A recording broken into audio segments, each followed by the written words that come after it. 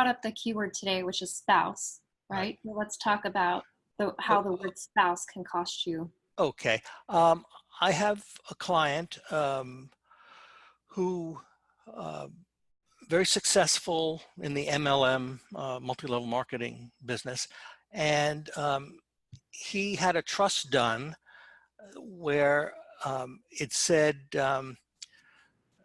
Susie Smith is my spouse.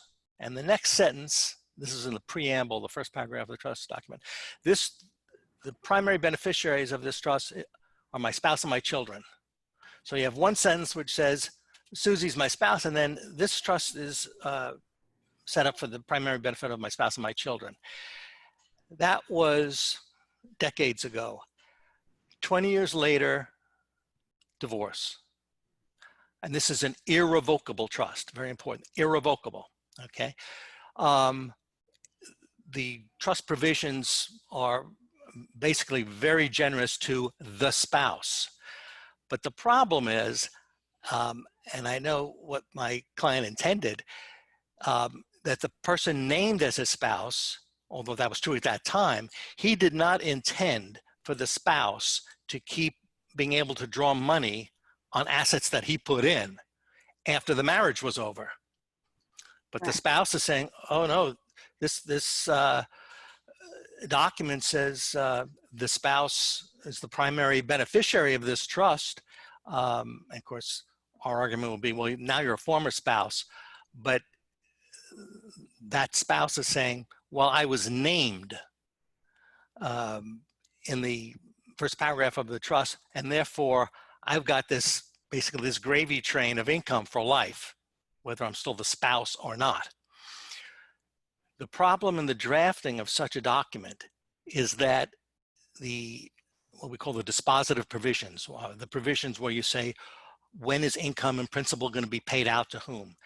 Whenever it said spouse, there should have been a definitional section in the trust which defines spouse as the person to whom I'm married at the time that the distribution, whatever it is, income, principal, is to take place.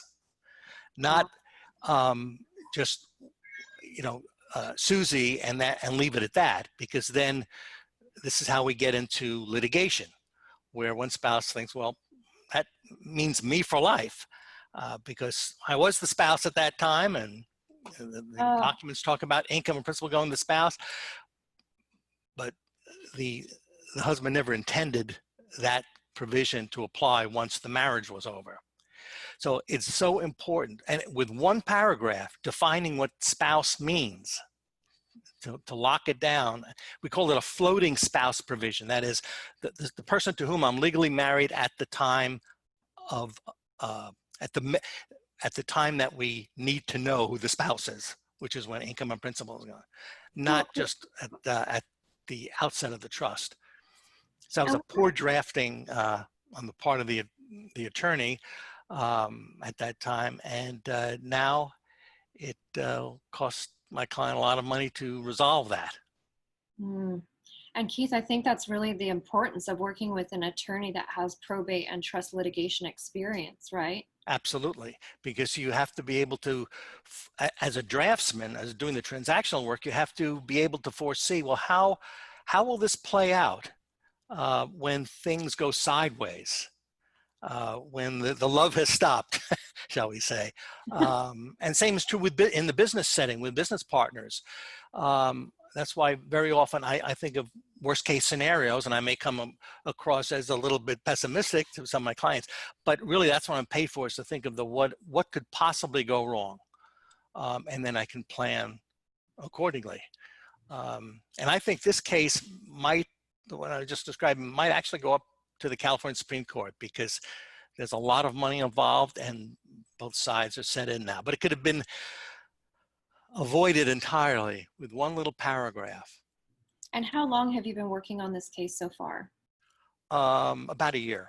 Okay. And how long do you think this case could potentially drag out? Another 5.